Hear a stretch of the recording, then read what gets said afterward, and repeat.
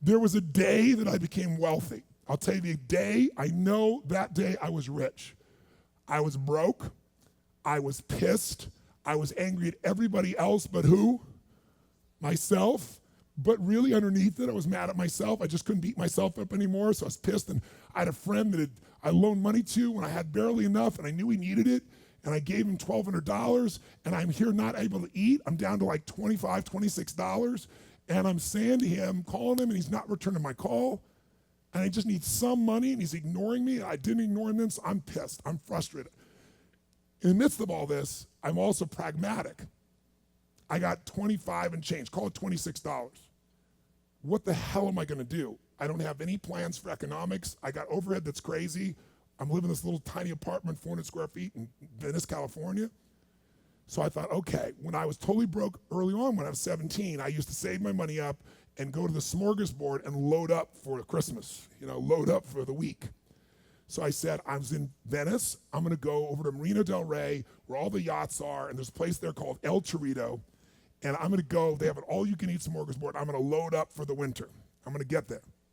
So I didn't drive there, because I wasn't gonna spend the gas to get there, plus I needed to walk, so I walked there.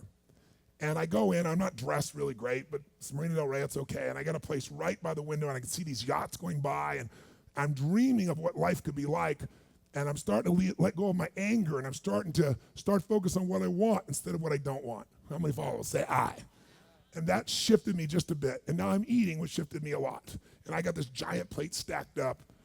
And I don't know what the amount was. It was like, whatever it was, $6.95, $7.95, right? So I'm gonna do this. I could probably do this 3 or 4 times, right? Somewhere in that range. As I'm finishing my meal, this little boy comes in, dressed in a little suit. And I honestly don't know how old he'd be, probably in the 3rd grade, so maybe 8 years old, 9 years old, something like that. And he was so adorable, and he opened the door for his mother, and his mother was an attractive lady, and he came over and he pulled out the seat for her, and she sat down, and she was a pretty lady, but as pretty as she was, I was totally obsessed by this boy. He had presence at 7 or 8 years old, and it moved me. I don't know why, it moved me. And I thought, this kid is like pure. I want him to always be this way. He's such a good kid, he's a giver. So I got up and I paid for the meal, and whatever it was, $6, $7. So now I've got whatever left, $17, $18, $19. And I walk up to this little boy, and I said, excuse me. And I said, I just want to acknowledge you for being such an extraordinary gentleman. I said, I saw the way you treated your lady, how you opened the door, how you pulled the chair out. I said, that's class. I said, my name's Tony, what's yours? I don't honestly remember his name, Charlie or something. And he looked up at me and I said, Charlie? I said, that's amazing, taking your date out for a lunch like this. He goes, well, actually, she's my mom. And I said, that's even more cool. And he said, oh, but I'm not taking her lunch because I think he said he was 8. I said, oh, yes, you are. And I had no plan for this. I just reached in my pocket, I took all the money I had left, $17, $18, $19, and I put it on the table. I said, you're taking her to lunch. He looked up at me and he goes, I can't take that. I said, sure you can. He said, why? Because I'm bigger than you are. And he smiled real big, and I didn't even look at his mom. I just turned and walked away. And I didn't walk out of that door. I flew home. I should have been freaking out. How the fuck am I gonna eat? But I didn't.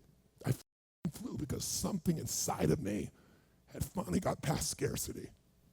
Had finally realized there's something inside of us more than our limits, especially around this thing called money that I had let terrorize me.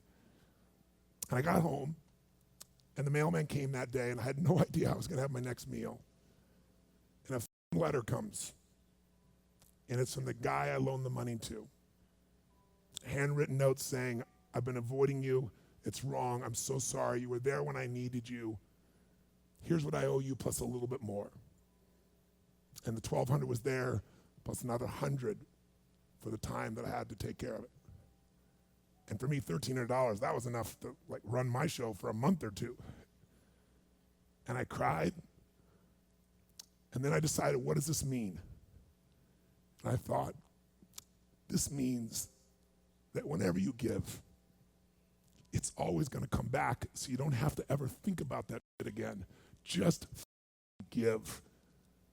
And the rewards will be greater than you can ever imagine. I don't know if that's coincidence, but I decided to believe that day was a blessing when I became rich. And I can tell you honestly, I've had tough days in my life, economically, emotionally, like all of us. But I've never gone back to that scarcity. I never will. The secret to living is giving. Do it when you don't have it, and I promise you, scarcity will leave your life.